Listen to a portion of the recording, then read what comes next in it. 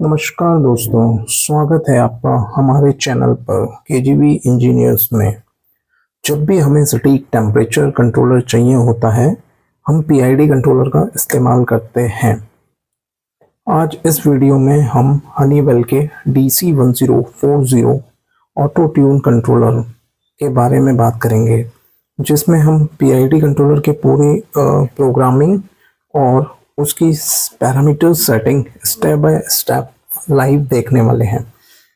तो आइए सबसे पहले इसमें अपन इसके पैरामीटर्स को एक बार ऑब्जर्व कर लेते हैं। जैसे कि आप यहाँ पे देख रहे हैं, 1 और 2 नंबर में भी आपको क्लियर होगा, लाइन और न्यूट्रल है। उसके बाद इसमें एक हमारा अलार्म यहाँ पर है, एक अलार्म हमारा यहाँ पर है। 2 इसमें हमें अलार्म दे रखे हैं, 1 और 2, और एक हमें एक्स्ट्रा रिले आउटपुट मिल जाता है, जिसको हम एज आउटपुट भी यूज़ कर सकते हैं और एज अलार्म भी। उसके बाद यहाँ पे हमारा इनपुट लगता है, ये इसमें हम RTD, thermocouple, millivolt, milliampere, ये सब इनपुट ले सकते हैं। ये कि एक तरह से ये यूनिवर्सल है। जैसे कि आपने कंट्रोलर देखे, उसी तरह से यहाँ पर सारे पॉइंट्स इसके होते हैं। जैसे 1 2 नंबर पर आप देख रहे हैं लाइन न्यूट्रल है, 9 10 पे मैं यहाँ पे आपका आउटपुट जाता है और मेरा इनपुट यहाँ आ जाता है। अगर मैं 4 to 20 इनपुट इसमें अप्लाई करता हूँ तो यहाँ पे मेरा 4 to 20 इनपुट होता है। ये मेरा रिले और ये मेरे रिले के पॉइंट। चलिए, ये तो क्लियर हो गया है कि ये किस तरह से कॉन्फ़िगरेशन है। अब मेन जो फंडा आता है वो आता है हमारा कि इसमें किस तरह से हमें प्रोग्रामिंग करनी है।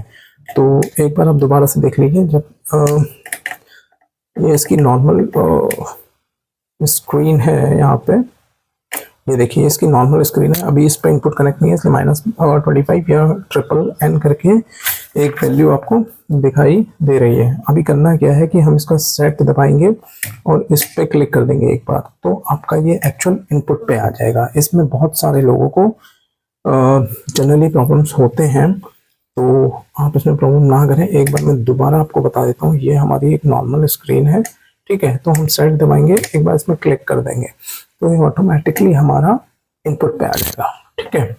अब इनपुट हमारा जो भी रखना है वो इनपुट हम यहाँ पे रख सकते हैं। जैसे कि अभी मैंने 4 to 20 मिली एम्पेयर के लिए रखा हुआ है AN4, या हम इसे चेंज भी कर सकते हैं। यहाँ पे क्लिक करने के बाद AN3, AN2, AN1, PT3, PT4, PT1, इस टाइप के हमारे जो भी हमारा सेंसर, जिस टाइप का भी हमारा सेंसर है वो हम इसमें इनपुट यहाँ पे ले सकते हैं। तो मान लीजिए अभी चलिए यही सेट कर देते हैं। उसके बाद आता है हमारा ANL1। ये होता है हमारा एनालॉग इनपुट लो लिमिट। मतलब मैं आसान भाषा में आपको बता दूं कि इसमें जनरली क्या होता है, ये रीडिंग्स ये अपने आप लेता है।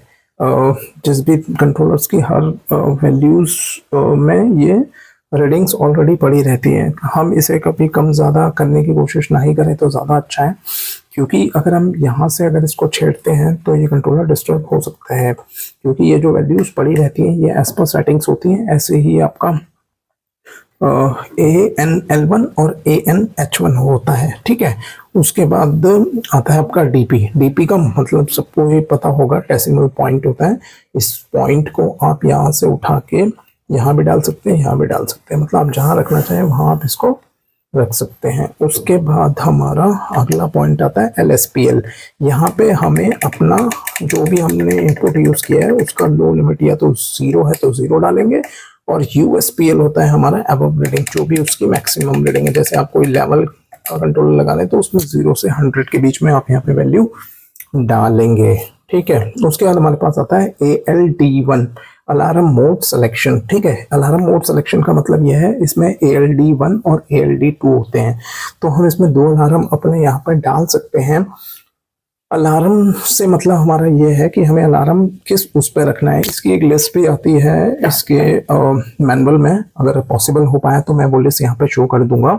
इसमें क्या होता है, सब नंबर्स होते हैं डिफरेंट, जिसमें आप वो वैल्यू यहाँ पे पुट करेंगे तो उस तरह से हमारा अलार्म बिहेव करता है। हमें कितने पे इसको सेट करना है या कितने पे ट्रिप कराना है, वो सब चीज़ें अलार्म के लिए होती हैं। तो ऐसे ही ALD1 और ALD2 होता है। इसके बीच में हमारा एक ये आता है ALT अलार्म डिले टाइम होता है। अगर वो वैसे तो ऑटोमेटिकली सेट होता है, लेकिन आप उसको करना चाहें तो आप कर सकते हैं। उसके बाद हमारे आते हैं हिस्टेरेसिस।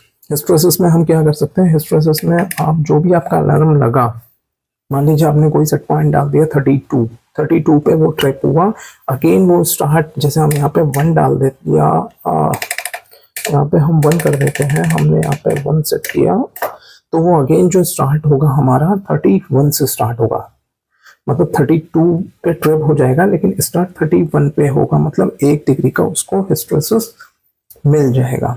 ठीक है, अगेन आता है हमारा CL01।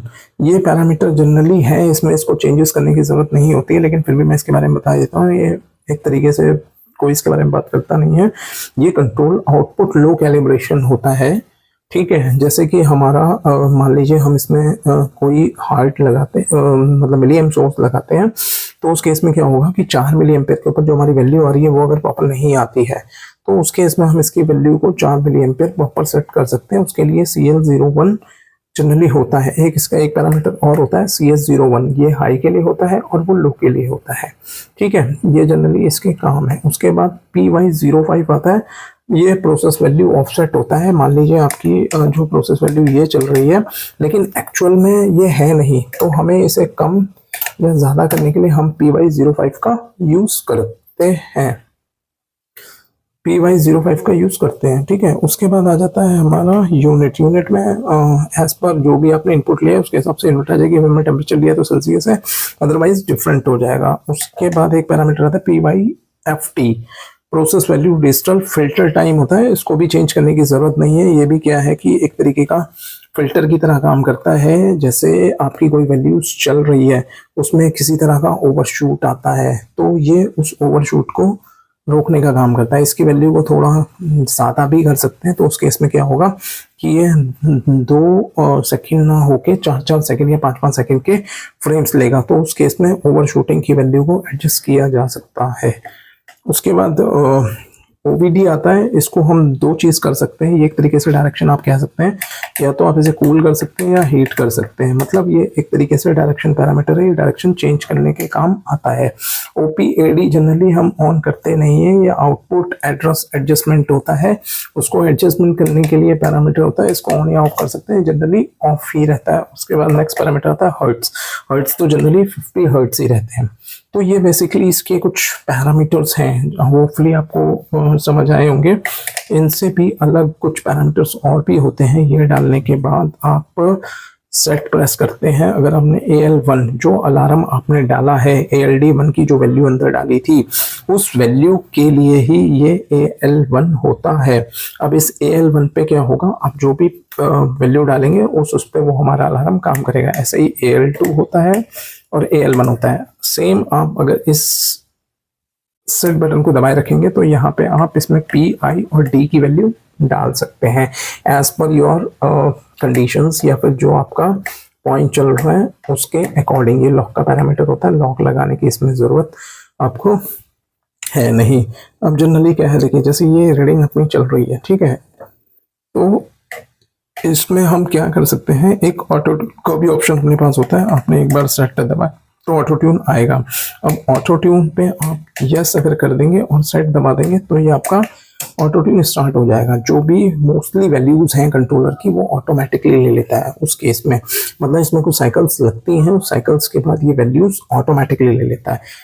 अब मैं होपफुली यही बोलूँगा कि आपको अगर ये वीडियो में कुछ अच्छा लगा हो तो डेफिनेटली इसको लाइक और सब्सक्राइब करना ना भूलिए। बाकी अगर कुछ और आप इस वीडियो में एक्स्ट्रा जानना चाहते हैं तो मुझे प्लीज़ कमेंट्स में बताएं, या इसमें कुछ अलार्म्स आते हैं जैसे LLL, UU, NNN, इस करके कुछ अलार्म्स भी आते हैं। अगर आप चाहते हैं कि हम उसके ऊपर भी वीडियो बनाएं तो प्लीज़ इस वीडियो में कमेंट करें और हमें बताएं, या आपको किसी तरह की इसमें प्रॉब्लम आ रही है तो वो भी बताएं।